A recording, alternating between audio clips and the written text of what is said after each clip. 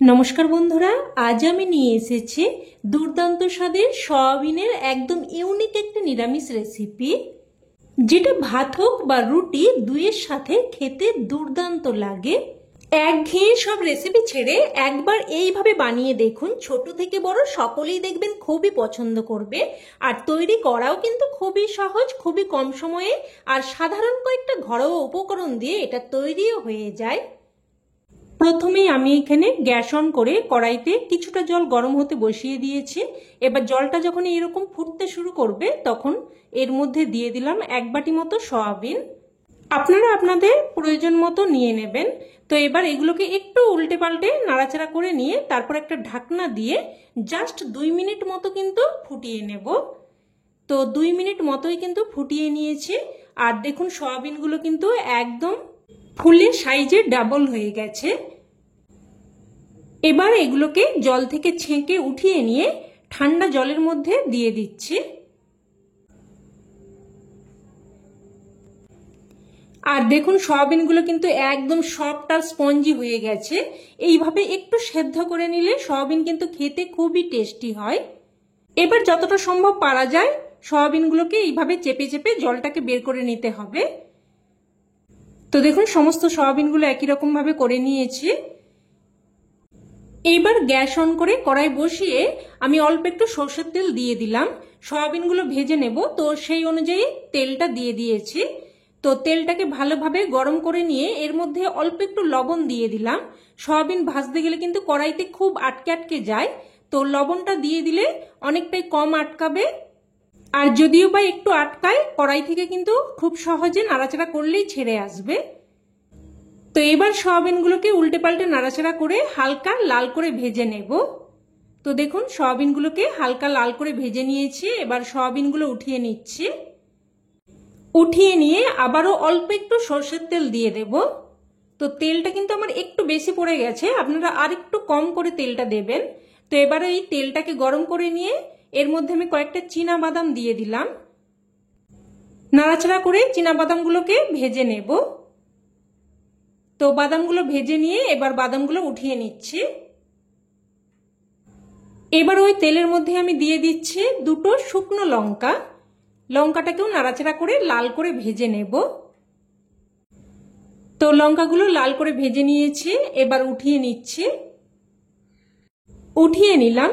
আর আমি আগেই বললাম তেলটা আমার একটু বেশি পড়ে গেছে, তো অল্প একটু তেল উঠিয়ে রাখলাম।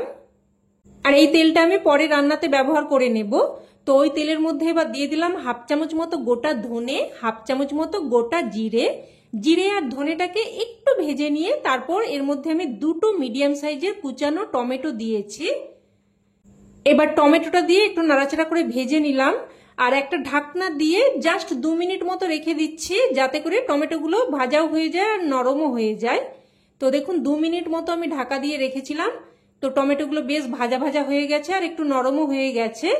এবার এগুলোকে আমি উঠিয়ে নিচ্ছি। তো এগুলোকে উঠিয়ে এক সাইডে রেখে দিয়ে এবার আমি যে সয়াবিনগুলো ভেজে রেখেছিলাম ওগুলোকে আমি একটা মিক্সিং জারের মধ্যে নিয়ে নিচ্ছি। এবার সয়াবিনটাকে দেখুন আমি পেস্ট করে নিয়েছি, তবে একদম কিন্তু মিহি করে পেস্ট করার প্রয়োজন নেই। এইরকম দেখুন একটু যেন দানা দানা মতো থাকে। তো সয়াবিনটা রেডি করে নিয়ে এবার ওই মিক্সিং জারের মধ্যে মশলাটাকে একটু ঠান্ডা করে নিয়েছি। অবশ্যই একটু ঠান্ডা করে নিয়ে তারপরে কিন্তু মিক্সিং জারের মধ্যে দেবেন। তো এবার এই মশলাগুলোকেও আমি পেস্ট করে নেব। দেখুন একটা মিহি পেস্ট বানিয়ে নিয়েছি। এবার এটাকেও এক সাইডে রেখে দিচ্ছি। এবার আবারও আমি গ্যাস অন করে কড়াই বসিয়ে দিয়ে দিলাম 2 চামচ মতো সরষের তেল। ফোড়নে দিয়ে দিলাম 1/2 চামচ মতো গোটা জিরে, দুটো ছোট এলাচ, এক টুকরো দারচিনি। এবার ফোড়নটাকে নাড়াচাড়া করে কয়েক সেকেন্ড ভেজে নেব, যতক্ষণ না অবধি এর থেকে একটা সুন্দর ফ্লেভার বেরোয়। তো ফোড়নটা ভেজে নিয়ে এবার এখানে আমি আগে থেকে তৈরি করে রাখা মশলার পেস্ট দিয়ে দিলাম। মিক্সিং জারটা ধুয়ে অল্প একটু জলও দিয়ে দিলাম। এবার দিয়ে দিলাম অল্প একটু হলুদ গুঁড়ো আর অল্প একটু কাশ্মীরি লঙ্কার গুঁড়োও দিয়ে দিচ্ছি। আর আপনারা চাইলে কাশ্মীরি লঙ্কার গুঁড়োটা বাদ দিয়েও রান্নাটা করতে পারেন। আর এই সময় স্বাদ অনুযায়ী লবণটাও দিয়ে দেব। আর লবণ আর ঝাল এগুলো কিন্তু অবশ্যই আপনারা আপনাদের স্বাদ অনুযায়ী দিয়ে দেবেন। আর সাথে আমি অল্প একটু চিনি দিয়ে দিয়েছি, একটু মিষ্টি দিয়ে দিলে স্বাদটা সুন্দরভাবে ব্যালেন্স হবে। আর এই সময় আমি চিনিটা দিয়ে দিলাম, এতে করে কিন্তু তরকারির কালারটা সুন্দর আসবে। তো এবার এই মশলাটাকে আমি ঢাকনা দিয়ে দিয়ে প্রায় 3 থেকে 4 মিনিট মতো কষিয়ে নিয়েছি। মাঝে একবার ঢাকনা তুলে নাড়াচাড়া করে দিয়েছিলাম। তো দেখুন মশলা থেকে কিন্তু তেল সেপারেট হয়ে গেছে, মশলাটা বেশ ভালোভাবে কষানো হয়ে গেছে। এবার এর মধ্যে পেস্ট করে রাখা সয়াবিন দিয়ে দিচ্ছি। সয়াবিনটা দিয়ে নাড়াচাড়া করে ভালোভাবে মিশিয়ে নিয়ে প্রায় কিন্তু মিনিট 2-3 মতো রান্না করে নেব। আপনারা তো অনেক রকম ভাবেই সয়াবিন রান্না করে খেয়েছেন, তো একবার কিন্তু এই ইউনিক রেসিপিটা অবশ্যই বানিয়ে দেখবেন, খেতে অসম্ভব টেস্টি হয়। তো এবার আমি এর মধ্যে অল্প একটু গরম জল দিয়ে দিলাম। যে পাত্রটার মধ্যে আমি সয়াবিন ভেজে উঠিয়ে রেখেছিলাম ওই পাত্রটা ধুয়ে জলটা দিয়ে দিয়েছি। জলটা দিয়ে মিশিয়ে নিয়ে এবার এর মধ্যে আমি 2টো চেরা কাঁচা লঙ্কা দিয়ে দিলাম। আর ঝালটা অবশ্যই আপনারা আপনাদের স্বাদ অনুযায়ী দিয়ে দেবেন, যেহেতু এখানে আমি শুকনো লঙ্কা দেব তাই কাঁচা লঙ্কাটা কিন্তু একটু কম পরিমাণেই দিলাম।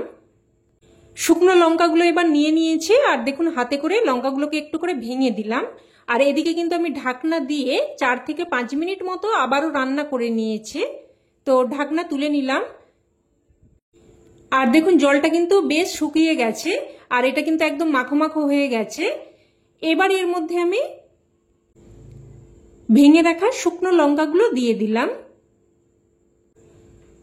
তো লঙ্কাগুলো দিয়ে মিশিয়ে নেব। আর এই ভাজা শুকনো লঙ্কার ফ্লেভারটাই কিন্তু একদম অন্যরকম হয়। এবার এইভাবে একটু করে ছড়িয়ে ছড়িয়ে তারপর দেখুন নাড়াচাড়া করে এটাকে কিন্তু একদম শুকনো শুকনো মতো করে নেব। এইরকম বেশ ভাজা ভাজা আর একদম শুকনো শুকনো মতো করে নিতে হবে। আর এই সময় কিন্তু লবণ আর ঝালটা অবশ্যই একটু দেখে নেবেন, আমার কিন্তু একদমই ঠিক আছে। এবার যে বাদামগুলো আমি ভেজে রেখেছিলাম বাদামগুলো দিয়ে দেব, আর সাথে দিয়ে দেব কিছু কুচানো ধনেপাতা। এবারে ভাজা বাদাম আর কুচানো ধনেপাতা দিয়ে ভালোভাবে মিশিয়ে নেব। তো ভালোভাবে মিশিয়ে নিয়ে এবার গ্যাসের ফ্লেম বন্ধ করে দিয়ে একটা ঢাকনা দিয়ে স্ট্যান্ডিং টাইমে রেখে দেব, যাতে করে ধনেপাতার ফ্লেভারটা খুব ভালোভাবে মিশে যায়। তো স্ট্যান্ডিং টাইমে রেখে দিলেই রান্না কিন্তু একদম তৈরি। এবার এটা গরমাগরম ভাত বা রুটি যে কোনো কিছুর সাথে পরিবেশন করতে পারেন, খেতে কিন্তু দারুণ লাগে। অবশ্যই এইভাবে একবার বানিয়ে দেখবেন, না হলে কিন্তু এর স্বাদ আপনারা উপলব্ধি করতে পারবেন না। তো রেসিপি কেমন লাগলো অবশ্যই কমেন্টে জানাবেন, আর ভালো লেগে থাকলে প্লিজ একটা লাইক দিয়ে দেবেন, আর চাইলে অন্যান্য বন্ধু বান্ধবদের সাথে শেয়ারও করতে পারেন।